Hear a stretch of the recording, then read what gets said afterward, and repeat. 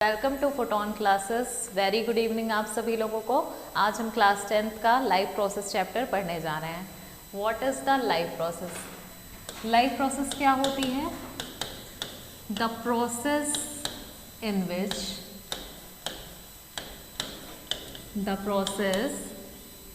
In which life maintain and survival.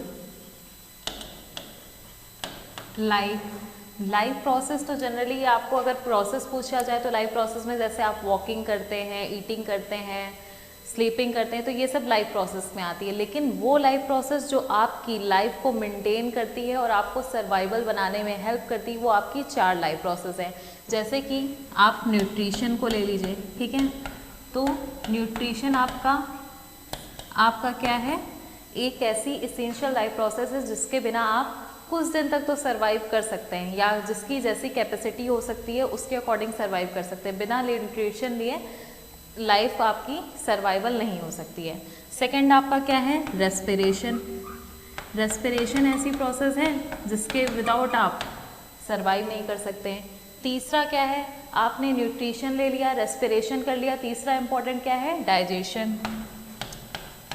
Digestion के बाद जब आपने फूड को डाइजेस्ट कर लिया और नेक्स्ट फिर अब जितने भी अनवेस्टेड मटेरियल हैं, जो अनडाइजेस्टेड पार्ट हैं, उसको एक्सक्रीट आउट करने भी रिक्वायर है।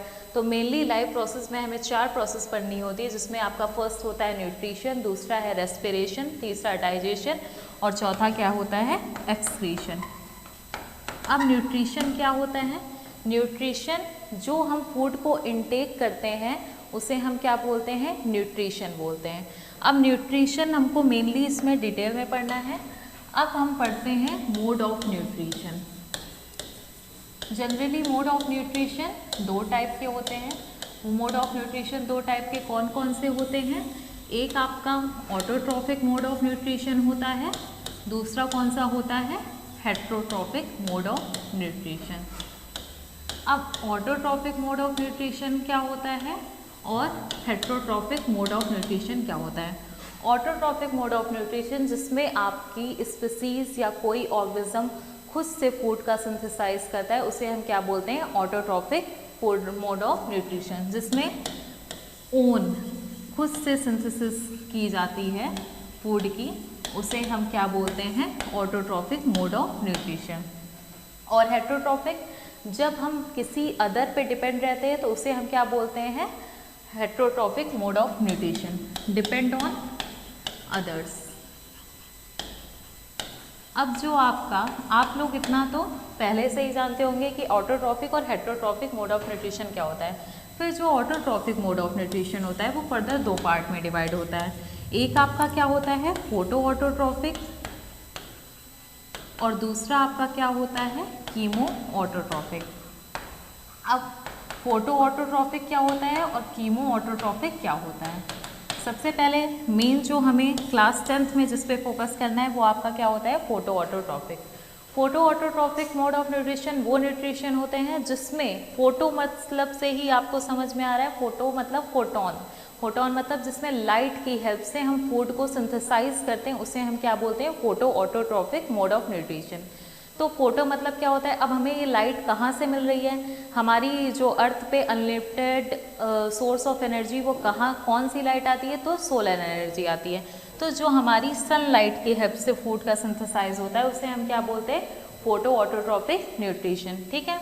और दूसरा क्या होता है? Chemo autotrophic nutrition. Chemo autotrophic nutrition जब हम क्या बोलते हैं? केमिकल की हेल्प से, with the help of chemical की हेल्प से हम क्या कर रहे हैं? फूड को हम सिंथेसाइज कर रहे हैं, तो उसे हम क्या बोलते हैं? Chemo autotrophic nutrition. और इसमें फोटो ऑटोट्रॉफिक जहाँ वर्ड से ही समझ में आ रहा है, with the help of sunlight.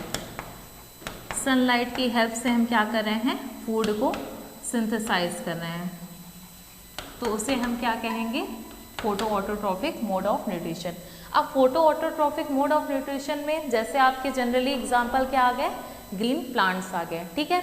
अब ग्रीन प्लांट्स में आपका क्या होती है? फोटोसिंथेसिस की प्रोसेस होती है। अब इसमें जो आपके क्लास 10th में इम्पॉर्टेंट चैप्टर में इम्पॉर्टेंट टॉपिक आपका क्या है, फोटोसिंथेसिस, और ये आपके क्वेश्चन आने के भी काफ़ी ज़्यादा चांसेस है बोर्ड एग्जाम में। ये शॉर्ट में भी आ सकता है आपकी, इसकी रिएक्शन भी आ सकती है, ठीक है। तो आपका क्या है, फोटोसिंथेसिस।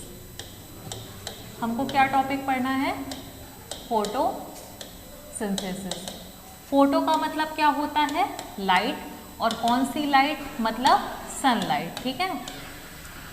सनलाइट की हेल्प, और सिंथेसिस मतलब क्या होता है, फॉर्मेशन करवाना, ठीक है। तो हम क्या करेंगे, सनलाइट की हेल्प से किसी चीज़ का हम फॉर्मेशन कराते हैं तो उसे हम क्या बोलते हैं, फोटोसिंथेसिस। अब यहाँ हम बात करें न्यूट्रिशन की, तो हमें किसका सिंथेसिस कराना रहेगा, फूड का सिंथेसिस कराना पड़ेगा। अब जो फोटोसिंथेसिस की रिएक्शन होती है उसके लिए कुछ रिक्वायरमेंट होती है। अब हम क्या कर रहे हैं, फूड को बना रहे हैं। अब फूड को बनाने के लिए जनरली जैसे हम लोग घर में किचन में फूड बनाते हैं तो कुछ इंग्रेडिएंट्स लगते हैं, वैसे ही यहाँ पे भी कुछ इंग्रेडिएंट्स की ज़रूरत होती है। जैसे हमको फोटोसिंथेसिस से फूड का सिंथेसाइज करना है तो हमें क्या क्या ज़रूरत है, हमारी रिक्वायरमेंट क्या है, हमारे पास क्या प्रेजेंट होनी चाहिए, रिक्वायरमेंट्स है हमारी, जैसे CO2 प्रेजेंट होना चाहिए, वाटर मॉलिक्यूल प्रेजेंट होना चाहिए, सनलाइट प्रेजेंट होनी चाहिए, और लीफ में क्या प्रेजेंट होती है, क्लोरोफिल प्रेजेंट होती है। लीफ में क्या प्रेजेंट होती है, क्लोरोफिल। अगर आपसे पूछे कि साइट ऑफ फोटोसिंथेसिस क्या है, ठीक है, तो आप क्या बताएंगे, अगर कोई पूछ लिया साइट ऑफ फोटोसिंथेसिस क्या है, तो आपका साइट ऑफ फोटोसिंथेसिस क्या है, क्लोरोप्लास्ट, ठीक है। क्लोरोप्लास्ट में कौन सा पिगमेंट प्रेजेंट होता है, क्लोरोफिल। क्या कौन सा पिगमेंट प्रेजेंट होता है, क्लोरोफिल पिगमेंट प्रेजेंट होता है, जो हेल्प क्या करता है, आपकी फूड बनाने में आपकी हेल्प करता है, ठीक है। तो ये आपका क्या हो गया, साइट ऑफ फोटोसिंथेसिस। अब एक आपका आती है मेसोफिल सेल्स। कई बार आपको क्वेश्चन में ऑप्शन दे दिया जाएगा कि मेसोफिल सेल्स क्या होती हैं। अब अगर पूछा जाए साइट ऑफ फोटोसिंथेसिस और मेसोफिल भी सेल ऑप्शन में दिया जाए, जहाँ पे आपके जो क्लोरोफिल पिगमेंट है, क्लोरोप्लास्ट है, वो अबंडेंट अमाउंट में प्रेजेंट होते हैं, उसे हम क्या बोलते हैं, मेसोफिल सेल। तो अगर साइट ऑफ फोटोसिंथेसिस पूछ लिया और क्लोरोप्लास्ट ऑप्शन में है तो आप उसको टिक लगाएंगे।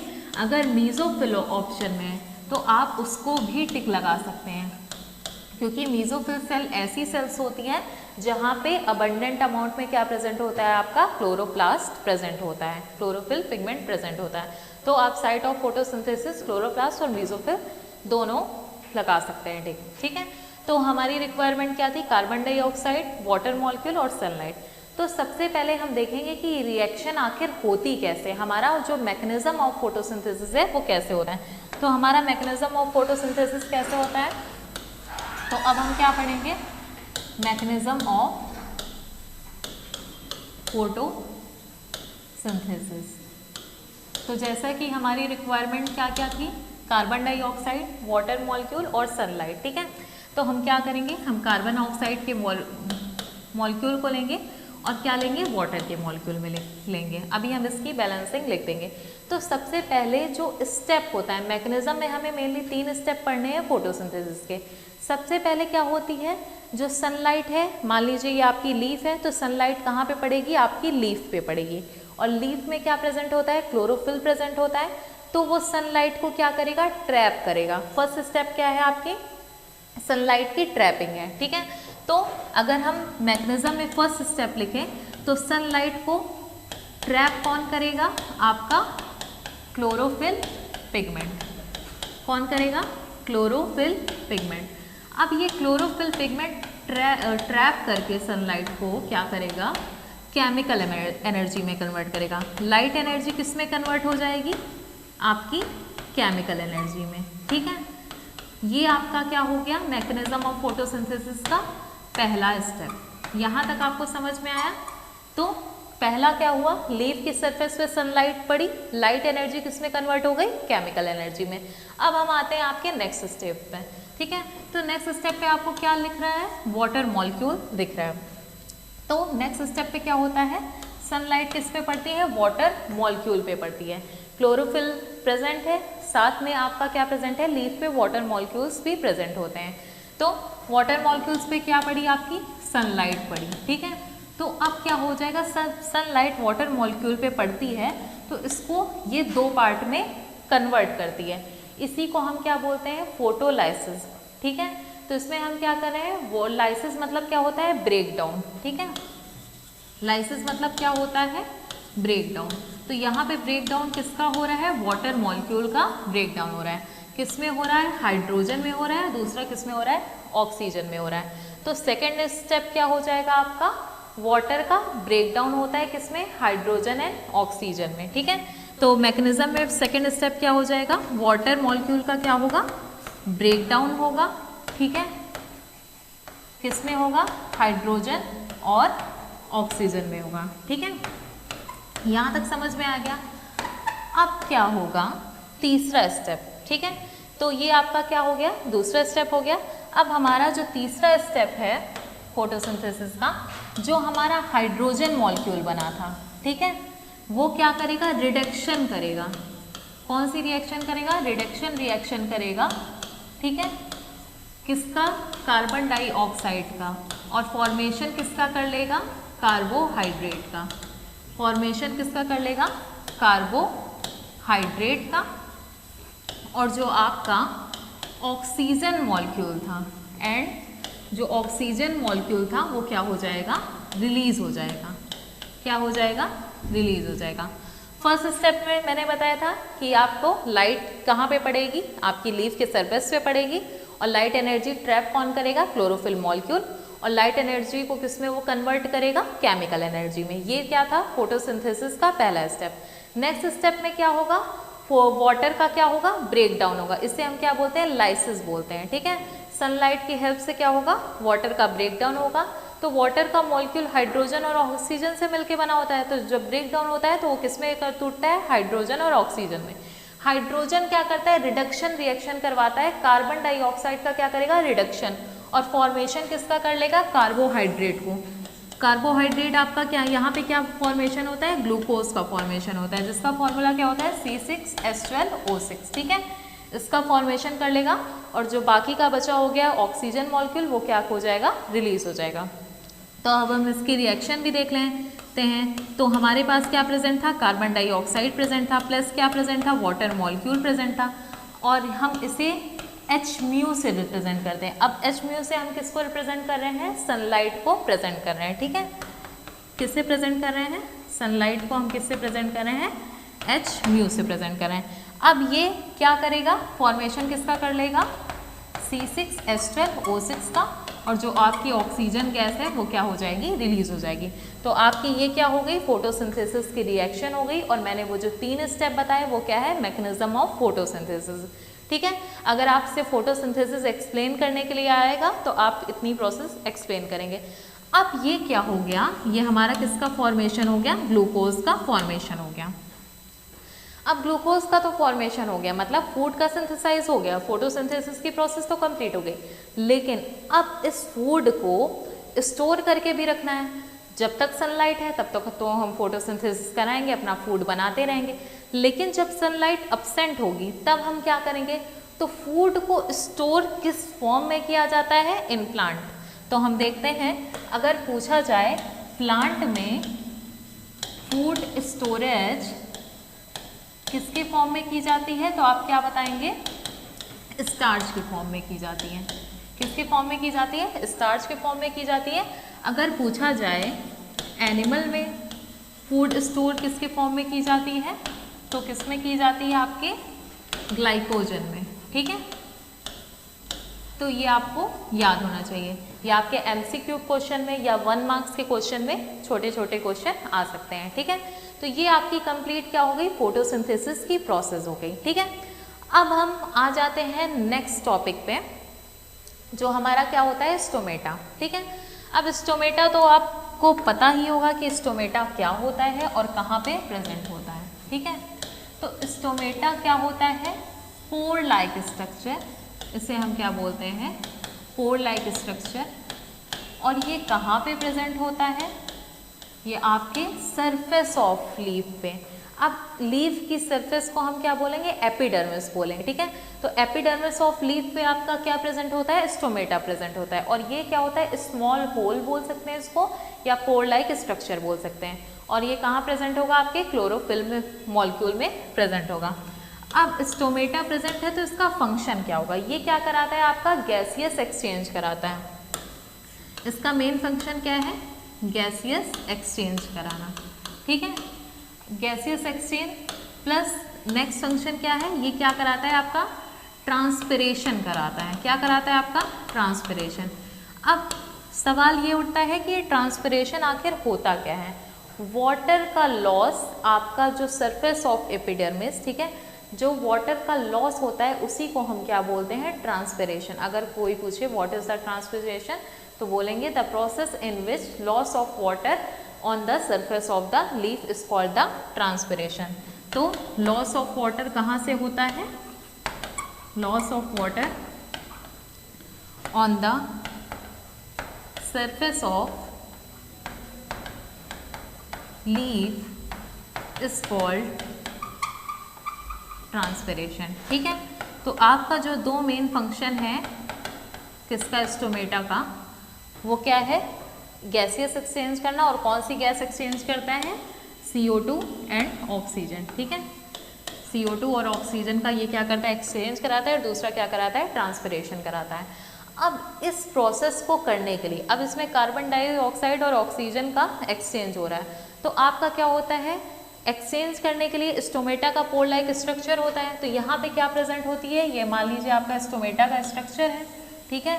तो ये दो चीज़ें प्रेजेंट होती है, एक कंडीशन होती है कि आपका स्टोमेटा ओपन रहेगा, तब आपका क्या होगा, गैस का एक्सचेंज होगा, और जब स्टोमेटा आपका क्या रहेगा, क्लोज रहेगा, तो गैस का एक्सचेंज नहीं होगा। तो एक मैकेनिज्म इसमें भी होती है जिसके थ्रू आपका opening and closing of stomata होता है। अब स्टोमेटा में क्या प्रेजेंट होती है, गार्ड सेल प्रेजेंट होती है। क्या प्रेजेंट होती है, गार्ड सेल प्रेजेंट होती है। अब इस गार्ड सेल का फंक्शन क्या होता है, opening and closing of stomata, ठीक है।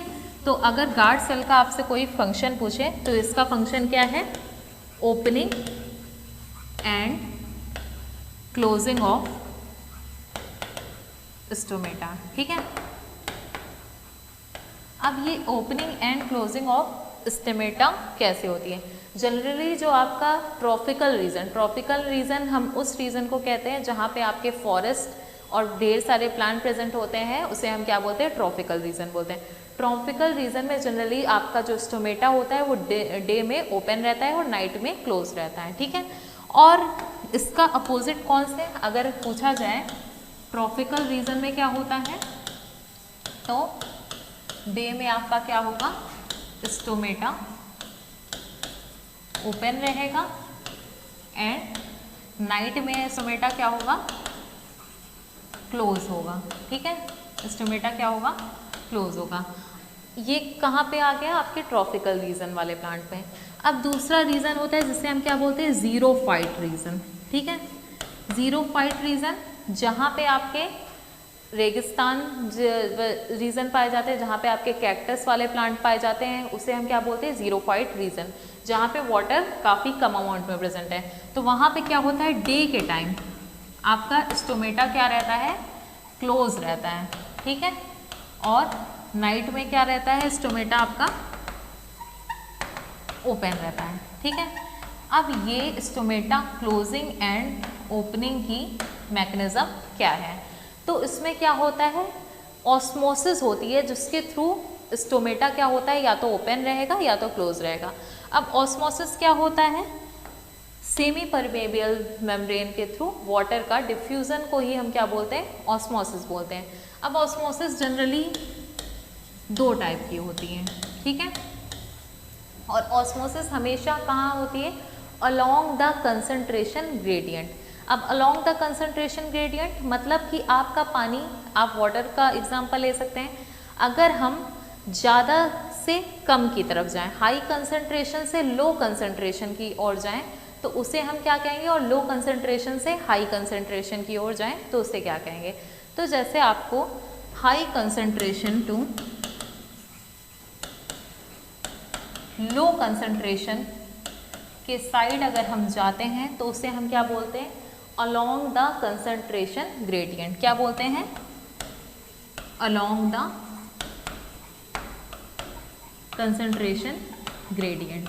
ठीक है, तो जब हम कहाँ जा रहे हैं, हाई टू लो जा रहे हैं, तो हमें कोई भी एनर्जी की रिक्वायरमेंट नहीं होती है। तो आपकी जो डिफ्यूज़न और आपका जो ऑस्मोसिस है, ये कैसी प्रोसेस है, आपकी पैसिव प्रोसेस है। ठीक है, क्यों पैसिव प्रोसेस है, क्योंकि यहाँ पे जो एक्सपेंडिचर ऑफ एनर्जी हो रहा है वो आपका नहीं है। तो मतलब एनर्जी का अमाउंट कोई भी नहीं लग रहा है किसमें, जब हम high concentration to low concentration जा रहे हैं। इसी को हम क्या बोलते हैं, अलोंग द कंसंट्रेशन ग्रेडियंट। और ये कैसी प्रोसेस होती है, पैसिव प्रोसेस होती है। दूसरा क्या हो रही है, जब हमको लो टू हाई जाना है। ठीक है, लो टू हाई जाना होता है तो उसे हम क्या बोलते हैं, एक्टिव प्रोसेस बोलते हैं। ठीक है, और इसमें हमको एनर्जी की रिक्वायरमेंट होती है। ठीक है, तो ये कौन सी प्रोसेस होगी, एक्टिव प्रोसेस। और इसको हम क्या बोलते हैं, अगेंस्ट द कंसंट्रेशन ग्रेडियंट। इसे हम क्या बोलेंगे, अगेंस्ट द कंसंट्रेशन ग्रेडियंट। अब आप लोग सोच रहे होंगे कि आप लोग को क्यों समझाया जा रहा है, क्योंकि इसका जो high concentration to low concentration है, इसका यूज़ कहाँ होगा, opening and closing of stomata के मैकेनिज्म में होगा। ठीक है, तो आपको ये समझ में आया कि अलोंग द कंसंट्रेशन ग्रेडियंट क्या होता है, अगेंस्ट द। जहाँ पे आपका हाई टू लो जाता है, आपको विदाउट एनर्जी के थ्रू आपकी प्रोसेस हो जा रही है, तो वो आपका क्या होगा, अलोंग द कंसंट्रेशन ग्रेडियंट। और जहाँ पे आपको एनर्जी लगानी पड़ रही है किसी प्रोसेस को करने के लिए, तो वो क्या हो जाएगा आपका, अगेंस्ट द कंसंट्रेशन ग्रेडियंट। यहाँ तक समझ में आ गया। तो हम बता रहे थे आप लोग को ऑस्मोसिस की प्रोसेस। ठीक है, तो ऑस्मोसिस आपकी जनरली दो टाइप की होती है। एक होती है एंडो ऑस्मोसिस। ठीक है, एंडोऑस्मोसिस में आपका जो वाटर मॉलिक्यूल होता है वो बाहर से कहाँ आता है, अंदर की ओर होता है। ठीक है, और एक्सोऑस्मोसिस में क्या होता है, आपका जो वाटर का मॉलिक्यूल होता है वो अंदर से बाहर की ओर जाता है। अब ये सब क्या है, केवल कंसंट्रेशन ग्रेडियंट जनरेट होता है। अब क्या होता है कंसंट्रेशन ग्रेडियंट, एक जगह वाटर का मॉलिक्यूल ज़्यादा है और एक जगह क्या है, वाटर का मॉलिक्यूल कम है। ठीक है, तो हम मान लेते हैं कि ये हमारा क्या है, स्टोमेटा का स्ट्रक्चर है। अब वाटर का मॉलिक्यूल क्या है, अंदर क्या है, बाहर क्या है, ज़्यादा है, अंदर क्या है, वाटर का मॉलिक्यूल कम है। ठीक है, अब जब वाटर का मॉलिक्यूल अंदर कम है, इससे हम क्या मान लेते हैं, ये हमारा क्या है, स्टोमेटा। ठीक है, और बाहर जो हमारी सराउंडिंग है, इन्वायरमेंट है, वहाँ पे क्या है, वाटर का मॉलिक्यूल क्या है, ज़्यादा है। ठीक है, तो पानी बाहर से सराउंडिंग से कहाँ आएगा, अंदर आएगा। जब अब पानी अंदर आएगा तो ये स्टोमेटा आपका क्या हो जा रहा है, ओपन हो जा रहा है। ठीक है, पानी अभी कम है। ठीक है, अंदर पानी बिल्कुल भी नहीं है। आप इसको एग्जांपल ले सकते हैं किसी पॉलीथिन से। ठीक है, अंदर पानी बिल्कुल भी नहीं है। अब क्या है, बाहर आपकी चारों तरफ पानी बहुत ज़्यादा है। ठीक है, तो क्या हो जाएगा, पानी जब अंदर बढ़ जाएगा तो ये क्या हो जाएगा, ओपन हो जाएगा। ठीक है, ओपन हो गया तो मतलब स्टोमेटा क्या हो गया, ओपन हो गया। ठीक है, तो वाटर का मॉलिक्यूल क्या है, H2 का सराउंडिंग में कंसंट्रेशन क्या है, ज़्यादा है। ठीक है, सराउंडिंग में कंसंट्रेशन आपकी ज़्यादा है और अंदर क्या है, कम है। तो पहली कंडीशन में क्या होगा, आपका ये स्टोमेटा क्लोज रहेगा। ठीक है, जैसे ही वाटर के मॉलिक्यूल अंदर आना शुरू करेंगे तो आपका स्टोमेटा क्या हो जाएगा, ओपन हो जाएगा। ठीक है, तो एंडोऑस्मोसिस में क्या हो जाता है, आपका स्टोमेटा ओपन हो गया। ठीक है, अब क्या हो गया, अब पानी का मॉलिक्यूल भर गया है। ठीक है, अब पानी का कंसंट्रेशन अंदर ज़्यादा हो गया, स्टोमेटा ओपन है। ठीक है, तो ऐसी कंडीशन आ जाती है जो सेल है। ठीक है, स्टोमेटा को हम एक सेल मान लेते हैं। इसमें क्या हो, वाटर का मॉलिक्यूल काफ़ी ज़्यादा हो गया है, तो अंदर पानी ज़्यादा हो गया और बाहर कम हो गया, और हमेशा ज़्यादा से कम की साइड जाता है ऑस्मोसिस में। तो अंदर पानी क्या है, ज़्यादा है, और वो उसको कहाँ जाना है, बाहर। तो उसे हम क्या बोलते हैं, एक्सोऑस्मोसिस। ठीक है, तो एक्सोऑस्मोसिस में क्या हो जाएगा, स्टोमेटा क्लोज हो जाएगा।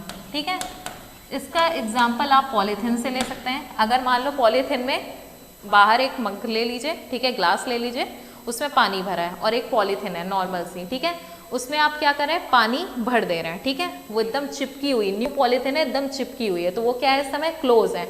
आप उसमें पानी फिल कर दे रहे हैं तो वो क्या हो गया, पॉलीथिन ओपन हो गई, तो आपका स्टोमेटा क्या हो गया, ओपन। अब क्या हो गया, पानी अंदर ज़्यादा हो गया, लेकिन ग्लास में तो पानी खाली हो गया। ग्लास को हम क्या मान ले रहे हैं, सराउंडिंग। तो हम क्या करेंगे, पानी अंदर पन्नी में ज़्यादा है तो हम क्या करेंगे, उसको बाहर ट्रांसफ़र करेंगे। तो जब बाहर ट्रांसफ़र करेंगे तो आपका जो पॉलीथिन है वो अपनी ओरिजिनल पोजीशन में आ जाएगी, तो आपका स्टोमेटा क्या हो जाएगा, फिर से क्लोज हो जाएगा। आई थिंक आपको ये opening and closing of stomata process अच्छे से समझ में आएगी। ठीक है, तो आपको जो फोटो मोड ऑफ न्यूट्रिशन हम पढ़े थे, तो उसमें आपका ऑटोट्रॉफिक मोड ऑफ न्यूट्रिशन था, जिसमें आपने फोटोसिंथेसिस की प्रोसेस पढ़ा और स्टोमेटा के बारे में पढ़ा। तो स्टोमेटा आपका एक्सचेंज ऑफ गैसेस कराता है और फोटोसिंथेसिस क्या कराता है, फूड का सिंथेसाइज कराता है। तो आपका जो हेट्रोट्रॉफिक आपका मोड ऑफ न्यूट्रिशन है, जिसमें मैंने बताया था, यहाँ तक आप लोग को समझ में आ गया होगा। तो हेट्रोट्रॉफिक मोड ऑफ न्यूट्रिशन,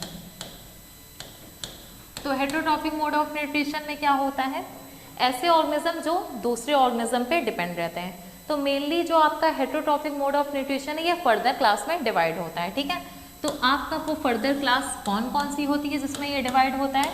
सबसे हम पहले जानते हैं होलोजोइक मोड ऑफ न्यूट्रिशन। ठीक है, अब इसमें जो इम्पोर्टेंट है वो कौन सा मोड ऑफ न्यूट्रिशन है, holozoic mode of nutrition. Second आपका क्या है, पैरासाइट। ठीक है, पैरासाइट मोड ऑफ न्यूट्रिशन।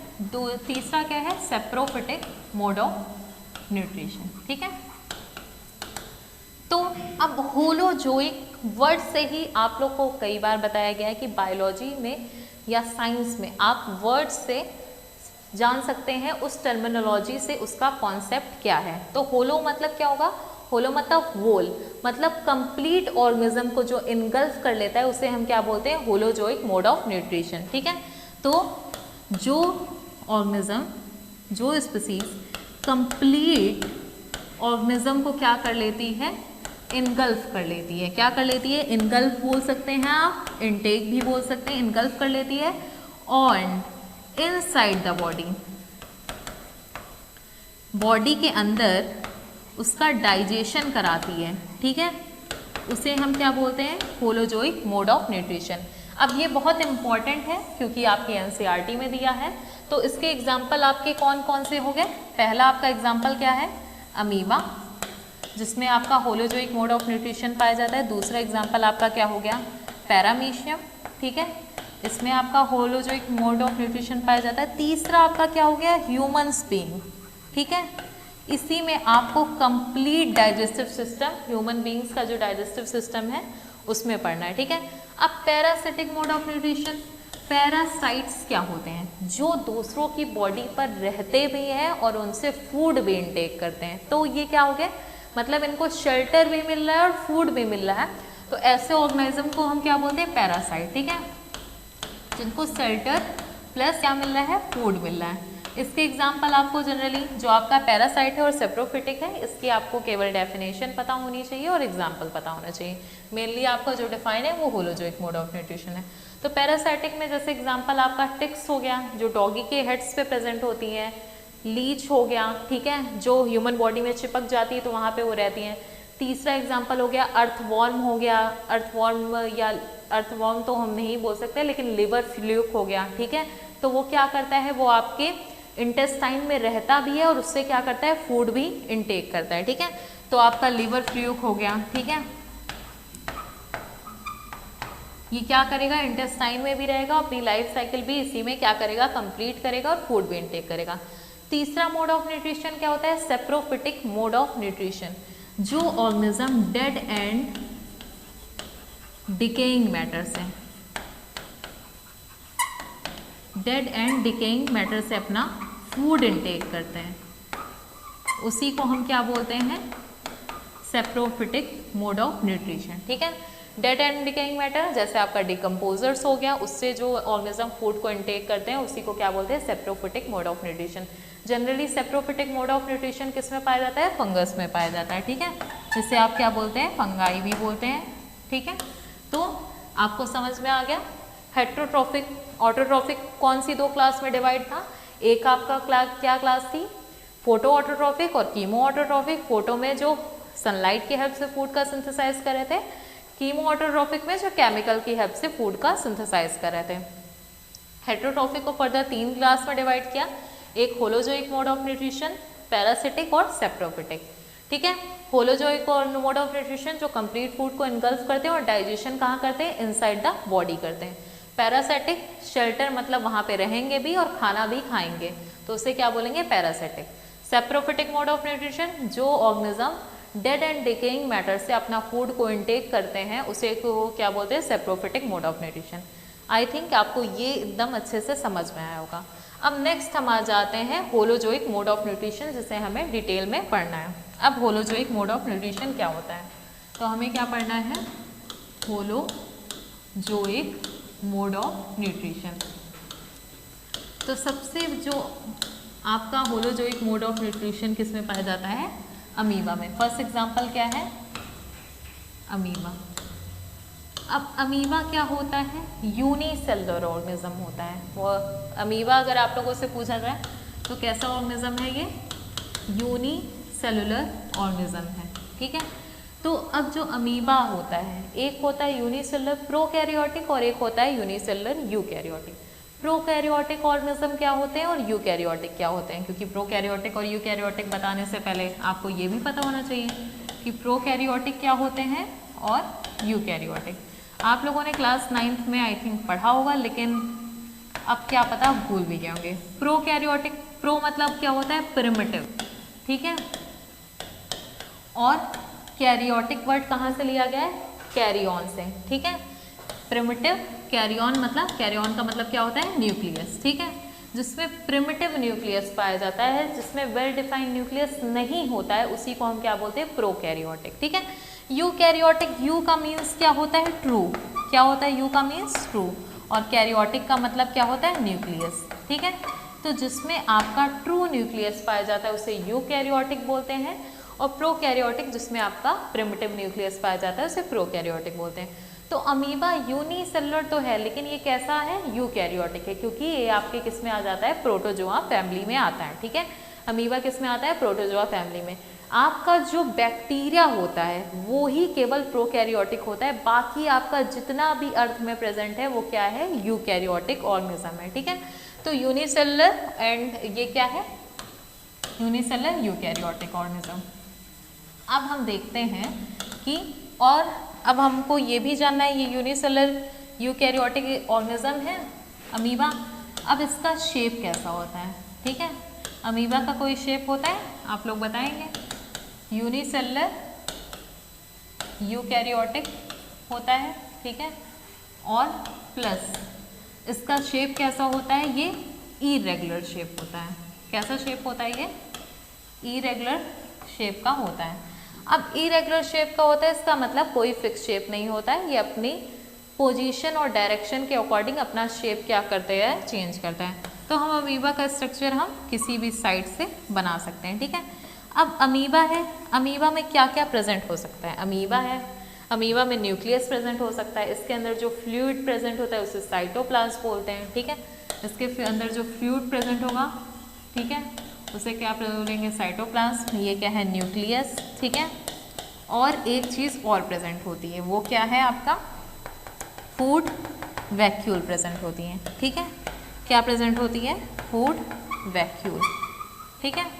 अब ये जो तुम्हारा अमीबा है, अब अमीबा क्या करेगा, जैसे ही वो फूड को देखता है, ठीक है, मान लीजिए यहाँ पे क्या रखा हुआ है, फूड का पार्टिकल रखा हुआ है, ठीक है। अब ये फूड पार्टिकल जैसे ही देखेगा, ये क्या करेगा, अपने आगे एक एक्सटेंशन को जनरेट करेगा। क्या जनरेट करेगा, एक फिंगर लाइक एक्सटेंशन को जनरेट करेगा। तो इस फिंगर लाइक एक्सटेंशन को हम क्या बोलते हैं, स्यूडोपोडिया बोलते हैं। क्या बोलते हैं, स्यूडोपोडिया बोलते हैं, ठीक है। तो इसको स्यूडोपोडिया क्यों बोलते हैं, स्यूडोपोडिया मतलब जनरली क्या होता है, फॉल्स फिट, ठीक है। क्या होता है, फॉल्स फिट। अब इसे फॉल्स फिट इसलिए बोलते हैं क्योंकि ये जो एक्सटेंशन है वो क्या है, टेम्परेरी है, परमानेंट नहीं है। जैसे ही फूड को वो इनगल्फ कर लेगा, अपने अंदर ले लेगा, ये क्या हो जाएगा, अपनी शेप क्या कर लेता है, चेंज कर लेता है। इसीलिए इसको हम क्या बोलते हैं, फॉल्स फिट बोलते हैं, ठीक है। तो सबसे फर्स्ट स्टेप इसने क्या देखा, फूड को देखा, फिंगर लाइक एक्सटेंशन को इसने क्या किया, जनरेट किया। अब फिंगर लाइक एक्सटेंशन को जनरेट करके फूड को कहाँ ले आया, अंदर आया। तो सेकेंड स्टेप में फूड कहाँ आपका आ गया, अंदर आ गया। अब जब फूड आपका साइटोप्लाज्म में आ गया तो अब रोल किसका आ जाता है, फूड वैक्यूल का। तीसरा रोल किसका आ जाता है, फूड वैक्यूल का, ठीक है। अब फ्लूइड वैक्यूल का फंक्शन क्या होता है, कॉम्प्लेक्स फूड को सिंपल फूड में कन्वर्ट करना, कॉम्प्लेक्स फूड को सिंपल फूड में कन्वर्ट करना। फर्स्ट स्टेप में फूड को जो इनटेक किया उसे हम क्या बोलते हैं, इंजेशन बोलते हैं, ठीक है। उसके बाद 5 स्टेप होते हैं होलोजोइक मोड ऑफ न्यूट्रिशन में। एक होता है इंजेशन, ठीक है, जब वो इंजेशन कर लिया तो उसके बाद क्या होता है, आपका डाइजेशन होता है, एब्जॉर्प्शन होता है, एसिमिलेशन होता है और ईजेशन होता है। ये मेनली 5 स्टेप पाए जाते हैं आपके होलोजोइक मोड ऑफ न्यूट्रिशन में। अब फूड क्या हो गया, कॉम्प्लेक्स टू सिंपल फूड में कन्वर्ट हो गया। अब जो अनडाइजेस्टेड फूड है, ठीक है, अनडाइजेस्टेड फूड का रिमूवल जो होता है उस प्रोसेस को क्या बोलते हैं, ठीक है, उस प्रोसेस को क्या बोलते हैं, ईजेशन। क्या बोलते हैं, ईजेशन, ठीक है। जो हम फूड को इनटेक कर रहे थे उससे क्या बोलते हैं, इनजेशन, ठीक है। और जो हम क्या कर रहे थे, अनवेस्टेड फूड को रिमूव आउट कर रहे थे उसे हम क्या बोलते हैं, ईजेशन। अब आप लोगों से यहाँ पे हम एक छोटा सा क्वेश्चन पूछना चाहेंगे कि जो आपका ईजेशन होता है और एक्सक्रीशन में डिफरेंस क्या होता है। ये जनरली आपको पता होना चाहिए, ठीक है। क्या चीज़, ईजेशन और एक्सक्रीशन में डिफरेंस क्या होता है। अगर हम बोलें removal of undigested food material is called ईजेशन, तो उसको हम क्या बोलेंगे, ईजेशन बोलते हैं। और जो आपका एक्सक्रीशन होता है इसमें भी रिमूवल होता है, लेकिन किसका रिमूवल होता है, removal of nitrogenous waste, removal of nitrogenous waste is called excretion, ठीक है, उसे हम क्या बोलते हैं, एक्सक्रीशन बोलते हैं। समझ में आ गया आपको ईजेशन का मतलब और एक्सक्रीशन का मतलब। तो हमने ये जो होलोजोइक मोड ऑफ न्यूट्रिशन किस में देखा, स्यूडोपोडिया में। स्यूडोपोडिया कैसा, किस में पाया जाता है आपका, अमीबा में पाया जाता है, जो क्या होता है, फॉल्सफिट होता है। अमीबा कैसा आपका, यूनिसेलुलर यूकैरियोटिक ऑर्गेनिज्म है। शेप आपका क्या है, इरेगुलर शेप है। जैसे ही फूड मॉलिक्यूल को देखेगा फिंगर लाइक एक्सटेंशन को जनरेट करेगा, फूड को क्या कर लेगा, इंजेशन कर लेगा, अंदर ले आएगा। अंदर क्या प्रेजेंट होता था, साइटोप्लाज्म। साइटोप्लाज्म में फिर फूड कहाँ जाएगा आपके, फूड वैक्यूल में। फूड वैक्यूल का फंक्शन क्या है, कॉम्प्लेक्स फूड को सिंपल फूड में कन्वर्ट करना। अब इसके बाद आपका क्या हो जाएगा, जो अनडाइजेस्टेड वेस्ट है वो आपके क्या हो जाएंगे, रिमूवल हो जाएंगे। तो ये किसमें, होलोजोइक मोड ऑफ न्यूट्रिशन किसमें कंप्लीट हो गई आपकी, अमीबा में। अब दूसरा एग्जांपल मैंने बताया था पैरामीशियम, ठीक है। दूसरा एग्जांपल क्या बताया गया है, पैरामीशियम। अब पैरामीशियम भी क्या होता है, ये भी आपका किसमें पाया जाता है, प्रोटोजोआ किंगडम में पाया जाता है। तो प्रोटोजोआ किंगडम में पाया जाएगा तो ये भी क्या होगा, यूनिसेलुलर होगा, प्लस क्या होगा, यूकैरियोटिक होगा, ठीक है। अब ये नहीं कि आप उसका शेप इरेगुलर लिखे हैं तो इसका भी शेप आप क्या लिख दीजिए, इरेगुलर। इसका शेप कैसा होता है, स्लीपर लाइक शेप होता है, ठीक है।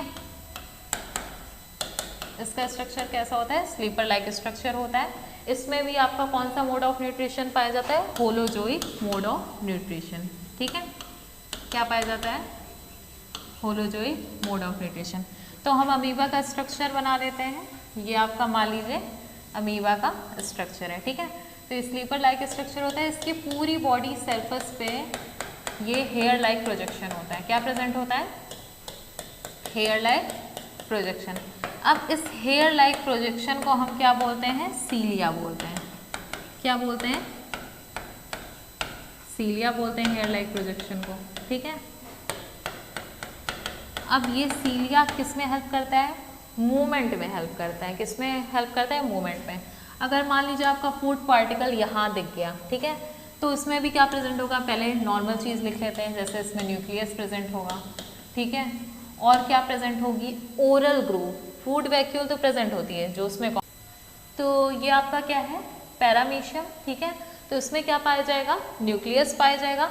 और प्लस क्या पाई जाएगी, फूड वैक्यूल पाई जाएगी, जैसे आपके अमीबा में पाई जाती थी।